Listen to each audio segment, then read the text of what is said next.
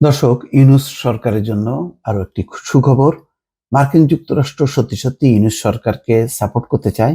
বাংলাদেশের অর্থনীতিকে শক্তিশালী করার মধ্য দিয়ে বাংলাদেশের প্রধান বন্ধুতে রূপান্তরিত হতে চায় মার্কিন যুক্তরাষ্ট্র। তেমন একটি খবর ফিনান্সিয়াল টাইমস প্রকাশ করেছে। সেখানে বলা হচ্ছে, ডক্টর ইউনূসের সঙ্গে মার্কিন প্রতিনিধি দলের আলোচনার কেন্দ্রে আর্থিক খাতের সংস্কার, অর্থাৎ এই সংস্কারের মধ্য দিয়ে মার্কিন যুক্তরাষ্ট্র কিভাবে বাণিজ্য সহযোগিতা করতে পারে এবং বাংলাদেশের অর্থনীতিকে শক্তিশালী করতে পারে, সেটাই হচ্ছে তার মূল লক্ষ্য। এবং এই অর্থনীতি শক্তিশালী হলেই স্বাভাবিকভাবেই বাংলাদেশ এবং যুক্তরাষ্ট্রের মধ্যে বন্ধুত্ব সম্পর্ক অনেক দৃঢ় হবে, যা শেখ হাসিনার সময় বেশ খানি মানে একদম ধ্বংসের মুখে চলে গিয়েছিল।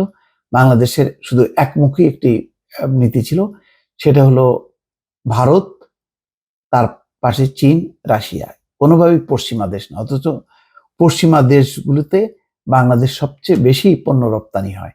বরং যেই দেশগুলো আলোচনায়, যে সেই ভারত, রাশিয়া এবং চীন, সেই দেশগুলো থেকে আমরা আমদানি করি, আর আমরা ইনকাম করি, রপ্তানি করি পশ্চিমা দেশগুলোতে, যে দেশগুলোর সাথে আমাদের সম্পর্ক একেবারেই শূন্যতে চলে এসেছিল। এখন সেটি জোরদার করার একটি কার্যক্রম শুরু হয়েছে। খবরে বলা হচ্ছে, বিশ্বের অন্যতম শীর্ষ তৈরি পোশাক রপ্তানিকারক দেশ বাংলাদেশ, তবে সম্প্রতি রাজনৈতিক অস্থিরতা ও বিগত সরকারের আমলে বিপুল অর্থ পাচারের কারণে দেশের অর্থনীতি বেশ খানিকটা অস্থিরতার মধ্য দিয়ে যাচ্ছে।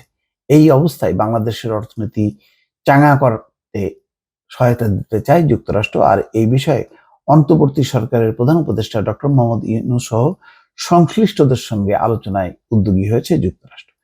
ব্রিটিশ সংবাদ মাধ্যম ফিনান্সিয়াল টাইমস জানিয়েছে, গত আগস্ট মাসে 5 তারিখে ছাত্র জনতার আন্দোলনের মধ্য দিয়ে শেখ হাসিনার পতনের পর নোবেলজয়ী ডক্টর মোহাম্মদ ইউনূসের নেতৃত্বে বাংলাদেশের অন্তর্বর্তী সরকার গঠিত হয়। সেই সরকারের সঙ্গে আগামী 14 এবং 15 সেপ্টেম্বর ঢাকায় বসবে যুক্তরাষ্ট্র।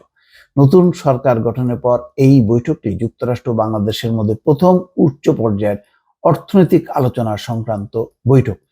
ডক্টর মোহাম্মদ ইউনূস এবং অন্যান্য ঊর্ধ্বতন বাংলাদেশি কর্মকর্তাদের সঙ্গে মার্কিন প্রতিনিধি দলের বৈঠক হবে। মার্কিন প্রতিনিধি দলে দেশটি ট্রেজারি বিভাগের এবং state department, US agency for international development এবং ইউএস ট্রেড রিপ্রেজেন্টেটিভ অফিসের কর্মকর্তারা থাকবেন। আন্তর্জাতিক অর্থ বিষয়ক সহকারী মার্কিন treasury secretary Brent Neiman financial টাইমসকে বলেছেন, যুক্তরাষ্ট্র আশাবাদী যে প্রয়োজনীয় সংস্কার বাস্তবায়নের মাধ্যমে বাংলাদেশ তার অর্থনৈতিক দুর্বলতা মোকাবেলা করতে পারবে এবং অব্যাহত প্রবৃদ্ধি এবং বর্ধিত সমৃদ্ধি তৈরি করতে পারবে। তিনি বলেন, ওয়াশিংটন আন্তর্জাতিক মুদ্রা তহবিল আইএমএফ এবং অন্যান্য আন্তর্জাতিক আর্থিক প্রতিষ্ঠানের সঙ্গে বাংলাদেশের অব্যাহত সম্পৃক্ততার জন্য মার্কিন সমর্থনকে বাড়িয়ে তোলার পরিকল্পনা করছে।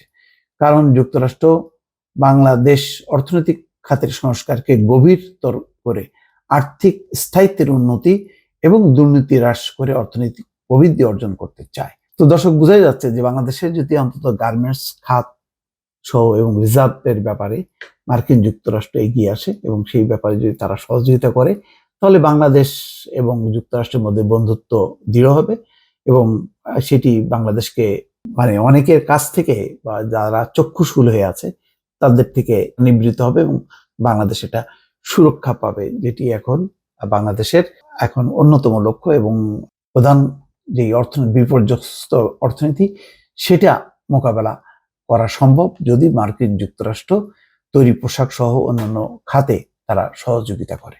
দর্শক, ভালো থাকবেন। আল্লাহ হাফেজ।